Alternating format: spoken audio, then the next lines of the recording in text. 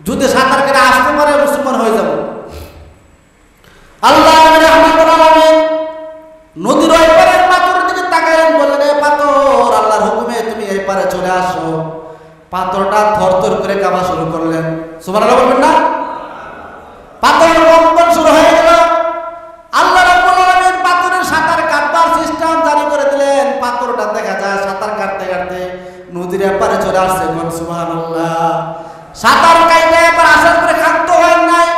পাথর ডাকতে বলে আসসালাতু ওয়াসসালামু আলাইকা ইয়া রাসূলুল্লাহ, আসসালাতু ওয়াসসালামু আলাইকা ইয়া হাবিবাল্লাহ। আপনি কেন আমার ডাকছেন?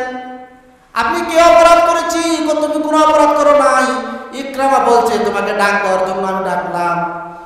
ইকরামা কো সর্বনাশ, আমার বাবা দুইজন ঢুকে বেড়ার জাদুঘর, কেন একটা পাথর। আল্লাহুম্মা সাল্লি আলা সাইয়্যিদিনা মাওলানা ওয়া আলা আলি সাইয়্যিদিনা মাওলানা। পরের বাড়ি রং সাজাইয়া নিজের বাড়ি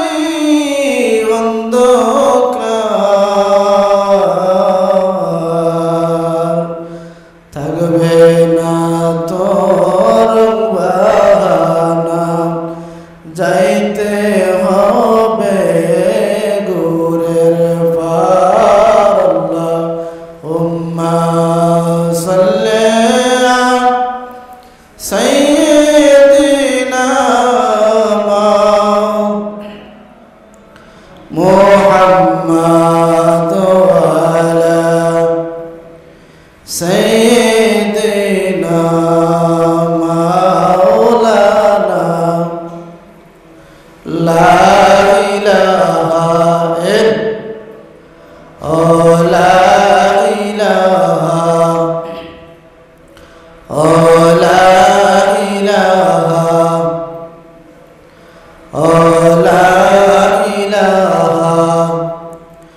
হায়াতের মালিক যে আল্লাহ, মৌতের মালিক সে আল্লাহ।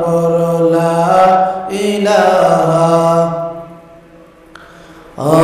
লা ইলাহা লা ইলাহা লা ইলাহা ইল্লাল্লাহু মুহাম্মাদুর রাসূলুল্লাহ সাল্লাল্লাহু আলাইহি ওয়াসাল্লাম। মুআজ্জাজ মুকাররম পবিত্র জুমার দিনের সম্মানিত মুসল্লিয়ানে কেরাম, আল্লাহ পাকের দরবারে লাখ কোটি শুকর যে রাব্বুল আলামিন আপনাকে আমাকে অত্যন্ত দয়া করে মায়া করে মেহেরবানি করে শত শত মুসলমান থেকে যাচাই বাছাই করে কতিপয় মুসলমানদেরকে জুমার নামাজ পড়ার তৌফিক দান করলেন। সেই মহান মুনিবের দরবারে শুকরিয়া আদায় করি। সবাই পড়ে নেই আলহামদুলিল্লাহ। প্রিয় হাজিরিন, আরো শুকরিয়া আদায় করি যে রাব্বুল আলামিন আপনাকে আমাকে মুসলমানের ঘরে জন্ম দিয়েছেন। আল্লাহ ইচ্ছা করলে আমাদেরকে পশু পাখি বানাতে পারতো কিনা? আল্লাহ ইচ্ছা করলে আমাদেরকে ইহুদির ঘরে জন্ম দিতে পারতো। নাসারা, খ্রিস্টান, বৌদ্ধ যত ধর্ম আছে যে কোনো ধর্মের মধ্যে আমাদেরকে বানাতে পারতেন।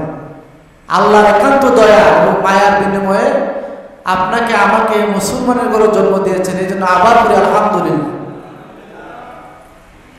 আল্লাহ রাব্বুল আলামিন বলেন, বান্দা এই দুনিয়াতে যত নিয়ামত দিয়েছি সমস্ত নিয়ামতের শ্রেষ্ঠ একটা নিয়ামত হচ্ছে মুসলমান তো বানাইলামই, মুসলমান বানানোর পরও তোমাদেরকে অন্য নবীর উম্মত বানাই নাই। এমন একজন নবীর উম্মত বানাইলাম যে নবীর উম্মত হওয়ার জন্য নবীরা পর্যন্ত আল্লাহর কাছে দরখাস্ত করেছে, আল্লাহ নবী না বানায় যদি আখিরি জামানার পয়গম্বরের উম্মত বানাও আমাদের জীবনটা ধন্য হয়ে যেত। কন্যা সুবহানাল্লাহ। আল্লাহ রাব্বুল আলামিন বিনা দরখাস্তে, বিনা পারমিশন ছাড়াই আল্লাহ আপনাকে আমাকে বিশ্ব নবী রাহমাতুল লিল আলামিনের উম্মত বানাইছেন। এই জন্য আবার করে আলহামদুলিল্লাহ। প্রিয় হাজিরিন, আল্লাহ রাব্বুল আলামিন বলেন, বান্দা তোমাদের নিয়ামতের দিকে তাকাও। আমি তোমাদেরকে যত নিয়ামত দিছি, মুসলমানের ঘরে জন্ম দিলাম, বিশ্ব নবীর উম্মত বানাইলাম, এবং তোমাদের জন্য এমন একটা গ্রন্থ দিলাম যে গ্রন্থ অন্য নবীদেরকে দেয় নাই। সুবহানাল্লাহ বলবেন না? আল্লাহ রাব্বুল আলামিন ডাক দিয়ে বলেন, ও দুনিয়ার মানুষেরা, আমি রাব্বুল আলামিন তাওরাত নাযিল করেছি, ইনজিল নাযিল করেছি, জবুর নাযিল করেছি, যত কিতাব নাযিল করেছি আমি রাব্বুল আলামিন তোমাদের জন্য এমন একজন কিতাব নাযিল করলাম যে কিতাব সমস্ত কিতাব একসাথে রাখলে আপনি আমার কিতাবের সমান হবে না। কন্যা সুবহানাল্লাহ। সেই কিতাব হলো কুরআনুল কারীম। আল্লাহ রাব্বুল আলামিন বলেন যে কুরআন তোমাদেরকে দিলাম, এই কুরআন কোন নবীকে দেয় নাই, কোন উম্মতকে এই কুরআন দেয় নাই। এই কুরআন তোমরা যেমন শ্রেষ্ঠ, তোমাদের নবীও শ্রেষ্ঠ, শ্রেষ্ঠ নবীর শ্রেষ্ঠ উম্মত হওয়ার কারণে আমি রাব্বুল আলামিন শ্রেষ্ঠ কিতাবও দিলাম, যে কিতাবের নাম হলো আল কুরআন। এই কুরআন এমন এক কিতাব, যে কিতাব কিয়ামতের দিন মানুষদেরকে সুপারিশ করবে। কন্যা সুবহানাল্লাহ। এই কোরআন যারা পড়বে, আল্লাহ রাব্বুল আলামিন বলেন যে কোরআনের প্রত্যেকটি হরফ পড়ার বিনিময়ে পড়লে 10টা নেকি পাওয়া যায়। যদি কোনো বান্দা কোরআন পড়তে জানে না, যে পড়ে তার কাছে বসে বসে শুনে, যে পড়লো যতটুকু সওয়াব হলো, যে শুনলো তার সমান সওয়াব হলো। কন্যা সুবহানাল্লাহ। আল্লাহ রাব্বুল আলামিন বলেন কোরআন তোমাদেরকে দিলাম, এই কোরআন তোমাদের জীবনের জন্য এমন এক কিতাব, যে কিতাব তোমাদের জীবনকে পরিচালনা করার জন্য এমন কোন জিনিস নাই যে কিতাবের ভিতরে নাই। এমন এক কিতাব দিলাম যে কিতাবে সন্দেহ নাই। আল্লাহ রাব্বুল আলামিন চ্যালেঞ্জ করে বলেছেন, সূরা বাকারার প্রথম আয়াতের পরের আয়াতে আল্লাহ রাব্বুল আলামিন বলেছেন, যালিকাল কিতাবু লা রাইবা ফিহি। এই দুনিয়ার যত মানুষ আছে, যত বৈজ্ঞানিক আছে, কিতাব লিখলে, গ্রন্থ লিখলে, বই লিখলে বলে আমার বইয়ের মধ্যে লেখার মধ্যে কোনো ভুল হতে পারে, আমার বইয়ের ছন্দের মধ্যে ভুল হতে পারে, মার্জনা করে দিবেন। আল্লাহ রাব্বুল বলেছেন, আমি এমন এক কোরআন দিলাম যে কোরআন তোমরা দুনিয়াতে পাওয়ার পরে আমি সারা পৃথিবীর মধ্যে আমি চ্যালেঞ্জ করলাম, এমন এক কিতাব নাযিল করলাম, কোরআন নাযিল করলাম, যালিকাল কিতাবু লা রাইবা ফিহি, যে কিতাবের মধ্যে, যে কোরআনের মধ্যে বিন্দু পরিমাণ কোনো সন্দেহ নাই। কন্যা সুবহানাল্লাহ। কোনো সন্দেহ নাই। চ্যালেঞ্জ। এই কোরআন আজকে আসে নাই, 200 বছর আগে আসে নাই। এই কোরআন এসেছেন প্রায় 1500 বছর আগে।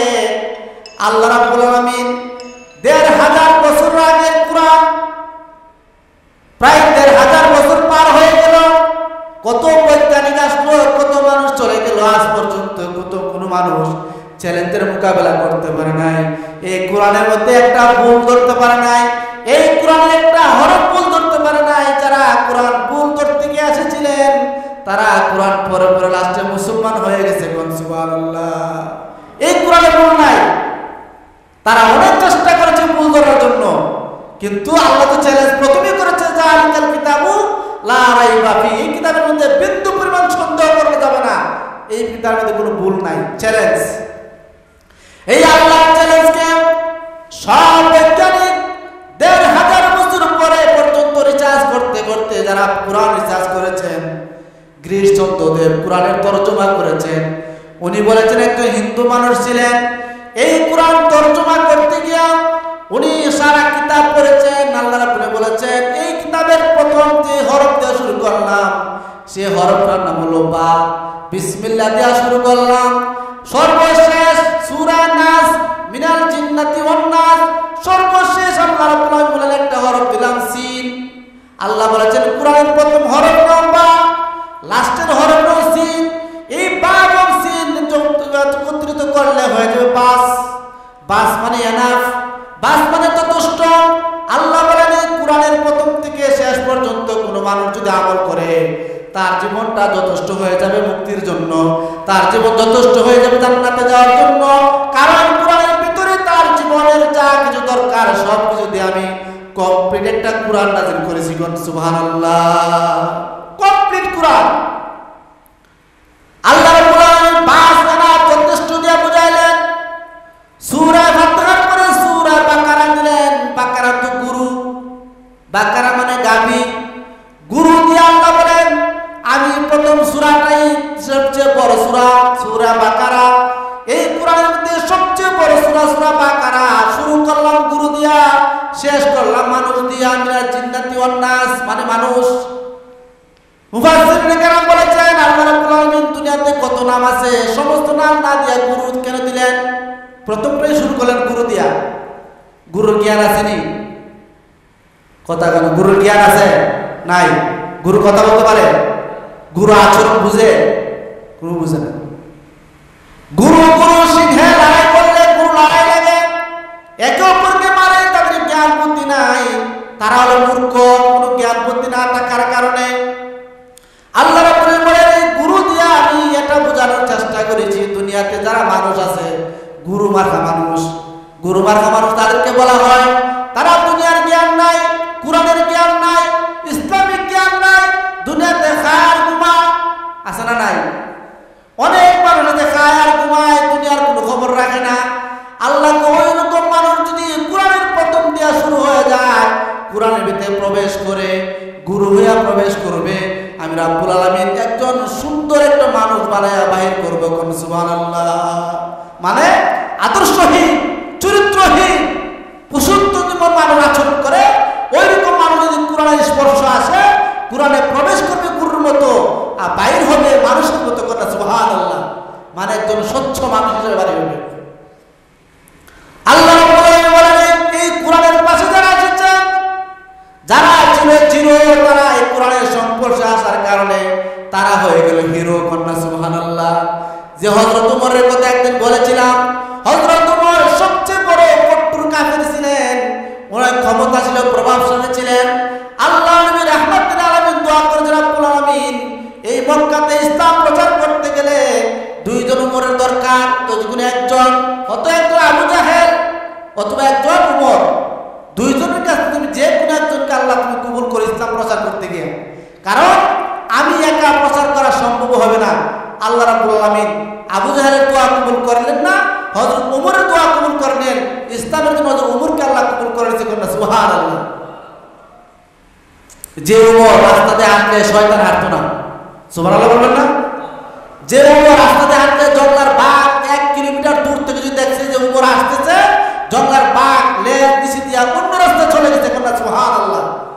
এত রাগে ছিলেন, এত প্রভাবশালী ছিলেন হযরত ওমর যে কোরআন পড়লেন, কোরআনের কাছে যখন আসলেন, হযরত ওমর ছিল জিরো, কোরআন পড়ার কারণে আল্লাহ রাব্বুল আলামিন তাকে হিরো বানাই দিলেন। কন্যা সুবহানাল্লাহ।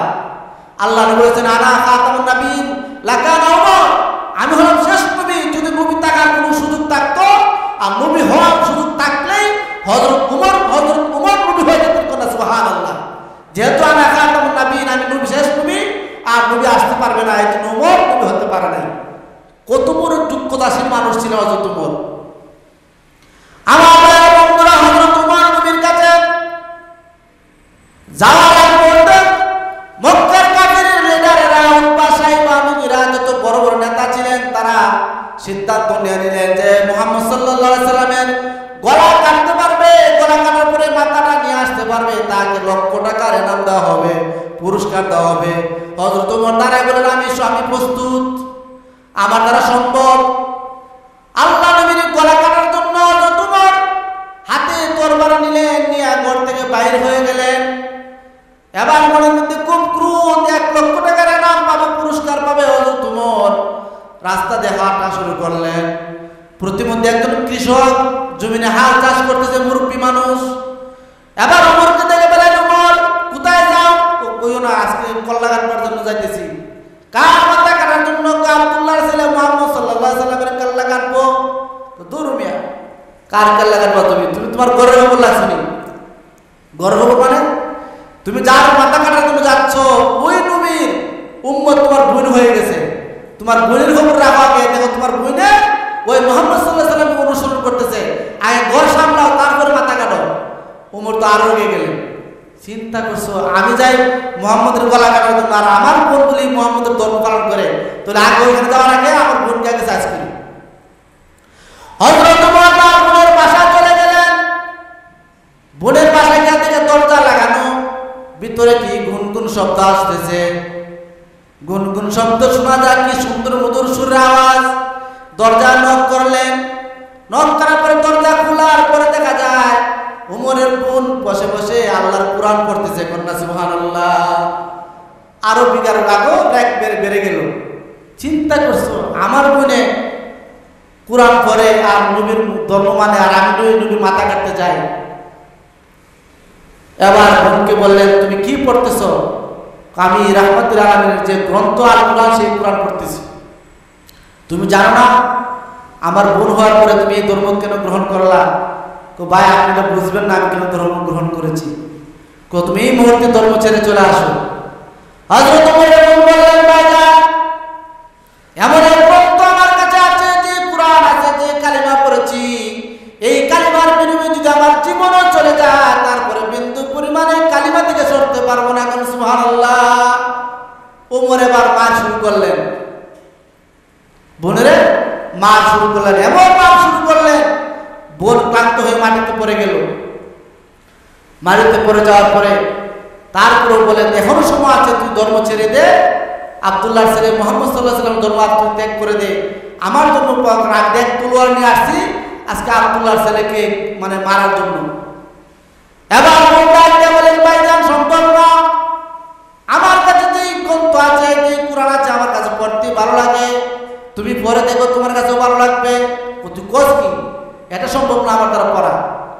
মারলে মার আঘাত করার পরে এবার ফাতেমা ছিলেন নাম, হযরত ওমরের বোনের নাম ছিল ফাতেমা। উনি কান্দন অবস্থা যখন চুপ বুঝলেন, আল্লাহ রাব্বুল আলামিন ফেরেশতাকে বললেন, ফেরেশতা এই মহিলার কাছে হযরত ওমরের বোনের কাছে আমার জান্নাতটা নিয়ে যাও। সুবহানাল্লাহ বলবেন না? হযরত ওমরের বোনের চোখের সামনে জান্নাত নিয়ে আসলেন আর বললেন, ও ওমরের বোন, আজকে যদি তুমি ওমরের হাত থেকে বাঁচতে চাও আর এই নালে যদি তুমি মারা যাও, তুমি মারা যাবে একদিকে, তুমি জান্নাতে প্রবেশ করবে অন্যদিকে। কোন সুবহানাল্লাহ।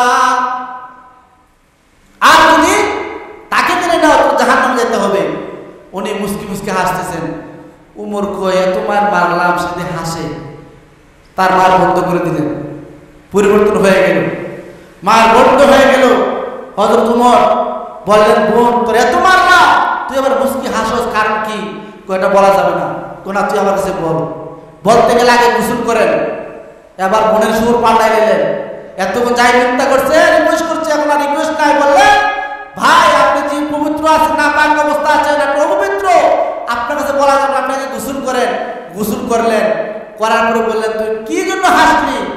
এবার হযরত ওমরের মন ডাকতে বললেন, আমার ভাইজান এই যে কিতাব কোরআন, এই কোরআন পড়ার কারণে আমি কত সুন্দর ছিলাম, আমি জান্নাতে প্রবেশ করব। আপনি যখন আমার মারলেন আমার চোখের সামনে জান্নাত চলে আসলো, আমি জান্নাতের জায়গা থেকে দেখলাম। বললেন ওমরের বোন তুমি এই মুহূর্তে যদি এই কোরআন শরীফ ধরে রাখতে পারো আর মৃত্যুবরণ করো, তুমি মরবা একদিকে, জান্নাতে প্রবেশ করবা আর একদিকে। কোন সুবহানাল্লাহ। এই কথা শোনার সঙ্গে সঙ্গে আপনার মায়ের আঘাতটা আমি ভুলে গেলাম, আমার আর মনে নাই, আমি জান্নাতের তাকায় মুস্কি হাসলাম। ওমর বলেন তাহলে দে আমার কোরআনটা আমি একটু পড়ি। পড়া যাবে না, গোসল করো, উযু করো, তারপরে কোরআন পড়ো। এবার গোসল করলেন, উযু করলেন, করার পর আবার কোরআন বলতো এই আয়াত যখন ওমরের সামনে পড়লেন, ওমর বেহুশ হয়ে মাটিতে পড়ে গেলেন। সুবহানাল্লাহ। এই কোরআনের আয়াতের পাওয়ার এত ভুলে যেতে রাখলেন। ওমর বলেন যখন তোহা এই আয়াত যখন শুরু হয়ে গেল, পড়া শুরু করলেন, এর তো অর্থ বুঝে পড়ার সঙ্গে সঙ্গে আমার সারা শরীর ভূমিকম্পের মতো কম্পন শুরু হয়ে গেলেন। সুবহানাল্লাহ। বলেন বোন তুই আমার মাফ করে দে, তুই জলদি করে নে বিশ্ব নবীর দরবারে, যে নবীজি এই কোরআনের দাওয়াতে, যে কোরআন এত মধু, এত মিষ্টভাষী, এই কোরআন আমি পড়তে চাই, আমাকে বিশ্ব নবীর দরবার নিয়ে যা। এবার হযরত ওমর বিশ্ব নবীর দরবারে চলে যাচ্ছেন। কতিপয় সাহাবীদেরকে নিয়ে নবীজি এক মিটিং করতেছেন, হঠাৎ করে আবু বকর বলেন, ইয়া রাসূলুল্লাহ, পাগল তো আসতেছে আপনাকে মারার জন্য, হযরত ওমর আসতেছে আপনাকে মারার জন্য। নবীজি বললেন, থামো, হাঁটার লক্ষণে বোঝা যায় সে আমাকে মারতে আসে নাই। বললেন সুবহানাল্লাহ। নবীজি তাই না ফেলাইছে যে আমি গতকাল দোয়া করেছিলাম আল্লাহর কাছে, আল্লাহ হযরত ওমর তো আবু জাহেল দুইজন থেকে একজন আল্লাহ তুমি ইসলামের জন্য কবুল করো। আমার মন সাক্ষী দিচ্ছে হযরত ওমরকে ইসলামের জন্য কবুল করেছে। সুবহানাল্লাহ। এবার দূর থেকে দরবারে হাত থেকে ফেলে বললেন, আসসালামু আলাইকা ইয়া রাসূলুল্লাহ, আসসালাতু আসসালামু আলাইকা ইয়া হাবিবাল্লাহ, আপনি আমাকে মুসলমান বানাই দেন। সুবহানাল্লাহ। সাহাবায়ে কেরাম অবাক হয়ে গেলেন যে ওমর 1 লক্ষ টাকার বিনিময়ে নবীজিকে মারার জন্য আসলেন, সে ওমরটি পরিবর্তন হয়ে গেল। ওমর নবীজির কাছে গেলেন, বলে, ইয়া রাসূলুল্লাহ, আপনাকে আর আমি আঘাত করতে চাই না, আপনার মধুর কালিমা পড়ায়া আমাকে মুসলমান বানাই দেন, আমি আর কাফেরদের বলতে চাই না। নবী সঙ্গে সঙ্গে পড়েন, লা ইলাহা ইল্লাল্লাহু মুহাম্মাদুর রাসূলুল্লাহ, লা ইলাহা জোরে লা ইলাহা,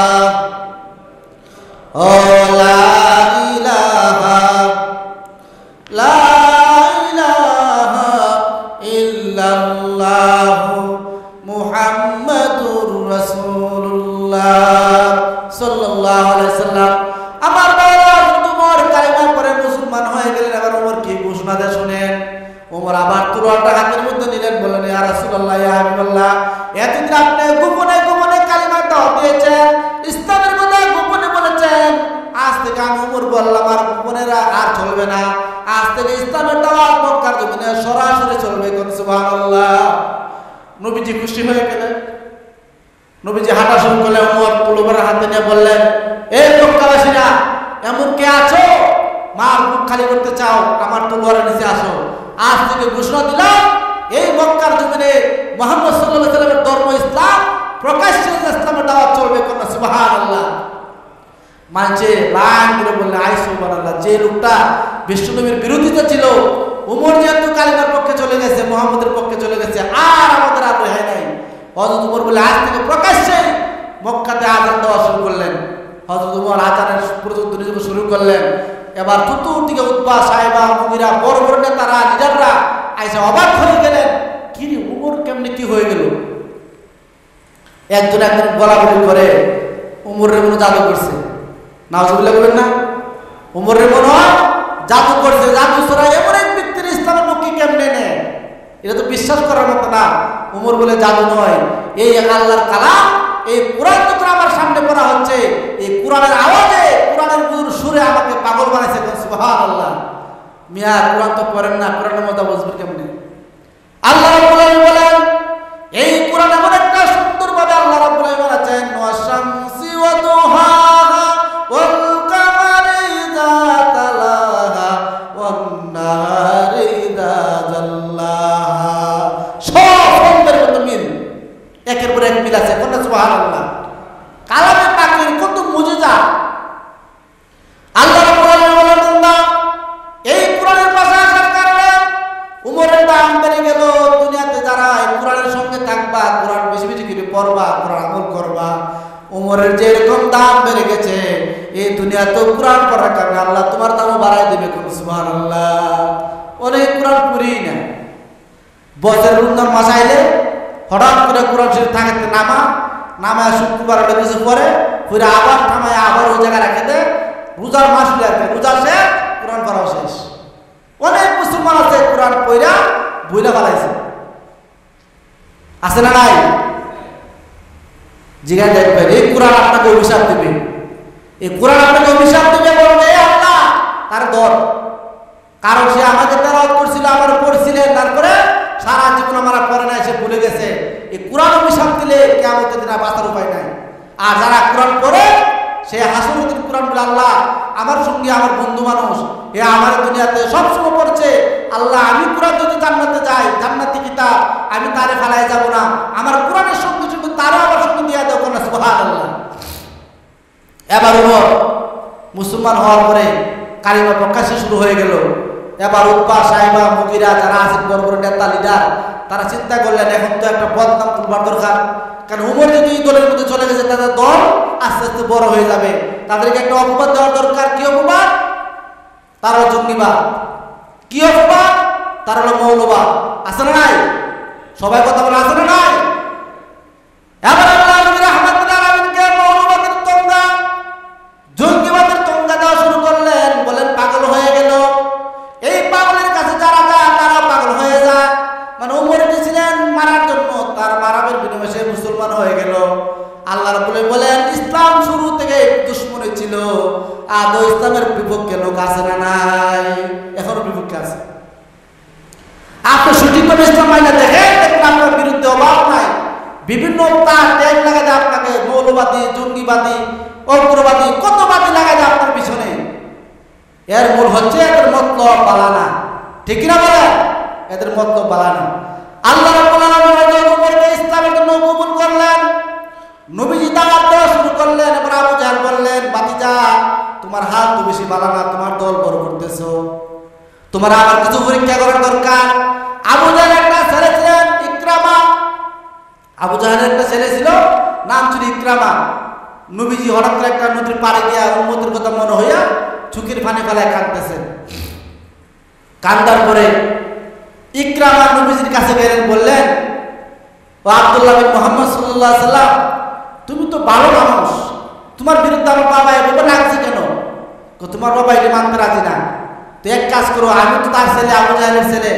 ইকরামা তোমার আমি কি একটু প্রশ্ন করি, যদি আমার প্রশ্নের উত্তর দিতে পারো তাহলে আমি মুসলমান হয়ে যাবো। নবীজি কো, বেটা তোর বাপ হয়ে আমার প্রশ্ন করতে করতে জীবন শেষ করলো, আবার তুই বাইরে দিছ। ঠিক আছে, কি প্রশ্ন করবা? তো প্রশ্ন হচ্ছে, এই যে নদীর পাড়ে বসছেন আপনি, কথাটা বুঝছেন? এই যে নদীর পাড়ে বসছেন, ওই নদীর ওই পারে একটা পাথর দেখা যায়, বড় একটা পাথর। নদীর ওই পারে একটা পাথর, বড় পাথর দেখা যায়। যদি ওই পাথরটা এই নদী দিয়ে সাঁতার কাটা এরপর আসতে পারে, আমি মুসলমান হয়ে যাব। প্রশ্নটা সহজ না কঠিন? সবাই বললেন না। প্রশ্ন কঠিন না সহজ? একটা পাথর, সাঁতার কাটবো ওই পাথর। নবীজি বললেন, বেটা তোর বাপ হতে ধীরে ধীরে প্রশ্ন করছে, কঠিন কঠিন প্রশ্ন। আর আবু জাহল করবি না, কি হইব এটা? তো এটা তুই তুমি কি হাসা মুসলমান হইবা? হাসা মানে মাটিতে সামনে পানির তলে চলার কথা, এই পাথর উপর সাঁতার কাটে কেমনে? চাচা একটা কাজ করেন, কেমনে যাইলো? আমি তো অবাক হইলাম। এই পাথরটা আবার বলেন জায়গা যাওয়ার জন্য, যে আপনারা কন্ত যে পাথরে সাঁতার কাটে আবার আসতে পারছে, এই পাথর আবার ওইবার যাইতে পারবো না? সবাই বলেন না, যাইতে পারবো কিনা? এটা একটা পাগলামি আর কি। কারণ কোনো মতো আটকাইবার জন্য দেখবেন কিছু কিছু মানুষ আছে, লাল পোশাক, জড়াওয়ালা, লাঠিওয়ালা, হেরা দেখবেন আপনি এমন কষ্ট করে আটকাইবার জন্য। হেরা জটপট বান্ধে বোঝা যায় হেরা করে জবরদস্ত করে আল্লাহ উল্লি। হেরা যে বন্ডা, বন্ডামি করে হেরার খবর নাই। গাঞ্জা টানে, লাল পোশাক দিয়ে, হাতে জড়া বাড়া মাথা, হাতে লাঠি নিয়ে সেরা বড় বড় প্রশ্ন করে আপনাকে আটকাইবার জন্য। ইকরামা নবীজিকে আটকাইবার জন্য এরকম প্রশ্ন করলেন, যেরকম প্রশ্ন একজন আল্লাহর বুজুর্গ ব্যক্তি বললেন, এই প্রশ্নটা আমাদের বাড়ির একটা পাগলের মতো। পাগলের মতো বলে? আপনি আমার পাগলের তুলনা দিলেন কেন? আমাদের একটা পাগল আছে, আধা পাগল। আধা পাগল হলে তুমি কেমন বুঝলাম? যে তুমি যেহেতু বলছো পাথর ওই পার থেকে সেপার আসলো, সাঁতার কেটে এরপর আবার চলে যাবে, পাগলামি সাঁতার কিছুই না। কি পাগলামি? আমাদের আধা পাগল ছিল 30 বছর বয়স। এক বুড়া মানুষ হাঁটে যাওয়ার কি, যাওয়ার পরে বলেন, বাবা আপনার বয়স কত? আপনার বয়স 56 হবে। আরেক বাচ্চারা জিগা, কিরে বাবা আমার বয়সটা কত? আপনার বয়স কত আমি জানবো কেমনি? আপনি জানবেন আপনার বয়স কত? আমি মানে 60 বছর কাজ শুনবো না। তুই ছুটি কোথায় গেছো? আমার বয়স 60 বছর। তুই বুঝলি কেমনে? তোর যে আমার যে 60 বছর, তুই কেমনে বুঝলি? কেমনে বুঝলাম? আমার বাড়ির একটা আধা পাগল আছে, বয়স 30 বছর। আর আপনি যে বুড়া পাগল, এই জন্য আপনার 60 বছর। না তাহলে আপনার জন্মের খবর আপনি জানেন, আমার জিগাইলে আমার বয়স কত? আমি আরো মনে করে গেলাম, আপনি পাগল তো আধা পাগল 30 বছর, তাহলে আপনি পুরা পাগল, আপনার বয়স কত? সবাই কত? ইকরামাকে বলে, তুই যে পুরা পাগল। আর পাথর যে সেপার থেকে আসতে পারলো, ওই পরপর যাবে না কেন? আবার নবীজি পাথরকে বললেন, এ পাথর তুই আবার সেপার চলে যা। এবার নবীজিকে সালাম দিয়ে পাথর সাঁতার কেটে আবার সেই পারে চলে গেলেন। সুবহানাল্লাহ। এবার ইকরামার দরজার, মনের দরজা খুলে গেল। ইয়া রাসূলুল্লাহ, ইয়া হাবিবাল্লাহ, আমার বাবা আপনাকে তো আলহামদুলিল্লাহ আপনারা বুঝার বাকি নাই। যে পাথর আপনার কথা শুনে, যেই রাস্তা দিয়ে আপনি হাঁটলে পাথর মোমের মতো নরম হয়ে যায়, যেই রাস্তা দিয়ে হাঁটলে গাছের পালাগুলা পায়াগুলা ছাতা দেয়, যে গাছগুলো ডাল বাঁকা হয়ে আপনাকে ছায়া দেয়, যেই রাস্তা দিয়ে হাঁটলে বনের পাখিগুলো আপনাকে বাতাস করে, আপনি আল্লাহর নবী ছাড়া কিছু হতে পারেন নাই। আমি যে তো সচক্ষে দেখলাম মুজিজা, আমাকে পড়ায় দেন লা ইলাহা ইল্লাল্লাহু মুহাম্মাদুর রাসূলুল্লাহ সাল্লাল্লাহু আলাইহি সাল্লাম।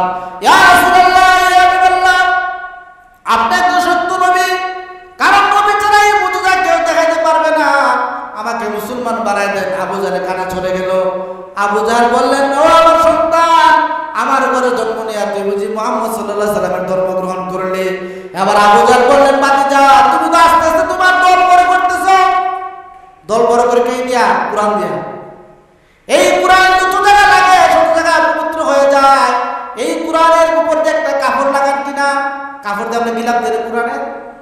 এই কুরআন শরীফের সঙ্গে কাপড় লাগাবার কারণে একটা মাত্র 10 টাকা গজ, 20 টাকা গজ, 30 টাকা গজের কাপড়, এই কাপড়ের সুমা দেয় কিনা? কাপড় সুমা দেয় না। আল্লাহ বলে কুরআনের সঙ্গে থাকার কারণে যে কাপড় ছিল 70 টাকা গজ, এই কাপড়ের দাম আমি আল্লাহর বাড়াই দিলাম। সুবহানাল্লাহ। যে কুরআন রিয়ালের মধ্যে রাখার পরে রিয়ালে থুয়া পরে মাত্র একটা গাছ, করুই গাছের পালা বা টুকার, বিভিন্ন একটা কম দামি একটা কাঠ, এই কাঠের সঙ্গে কুরআন লাগার কারণে পা লাগলে কাঠে সালাম করে কি করে না? এই কুরআনের সঙ্গে থাকার কারণে কাঠের দাম বেড়ে গেল। আল্লাহ বলে, ও দুনিয়ার মানুষেরা, এই কুরআনের সঙ্গে যারা থাকবা তোমাদের দাম আল্লাহ বাড়াই দেবে। সুবহানাল্লাহ।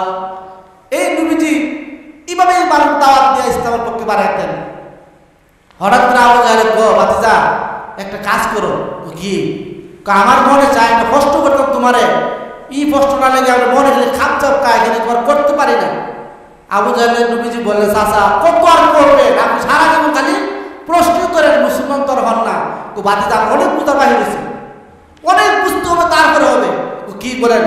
আমার কাছে একটা খেজুরের বিচি আছে, খেজুরের বিচি, খেজুরের বিচি বুঝেন? খেজুরের বিচি আছে, মক্কা মদিনার তো খেজুরের বাগান।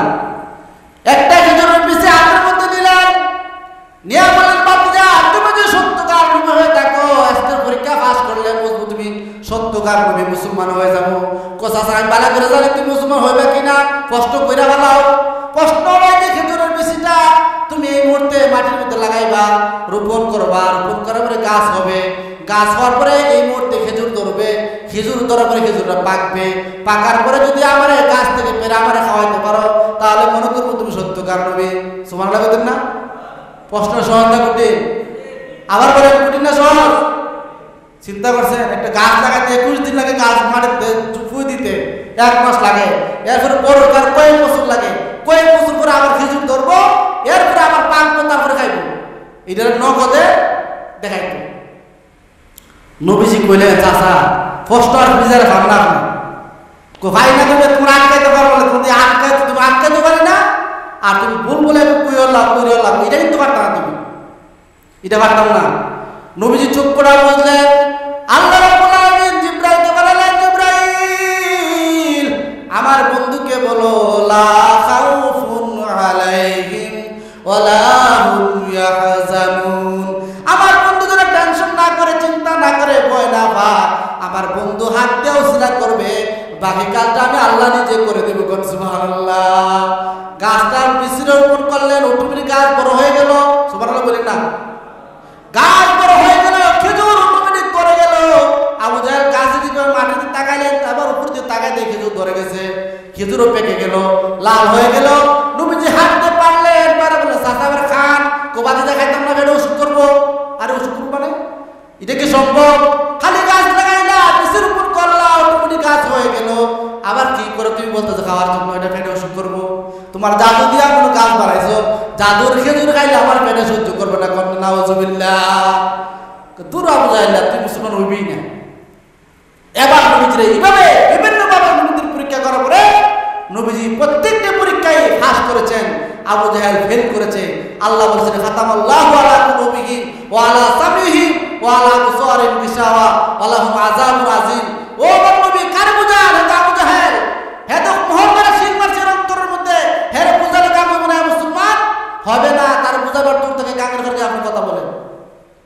আমার ভাইয়েরা, কোরআন যারা মানবে, কোরআন যাদের কাছে আছে, নবী তাদের কাছে আছে, কোরআনকে যারা সম্মান করবে, কোরআন সঙ্গে যারা থাকবে, কোরআন হাদিস যারা মানে তাদের সঙ্গে যারা হবে, আল্লাহ বলে তাদের সঙ্গ থাকার কারণে কোরআন তোমাদেরকে জান্নাতে নিয়ে যাবে।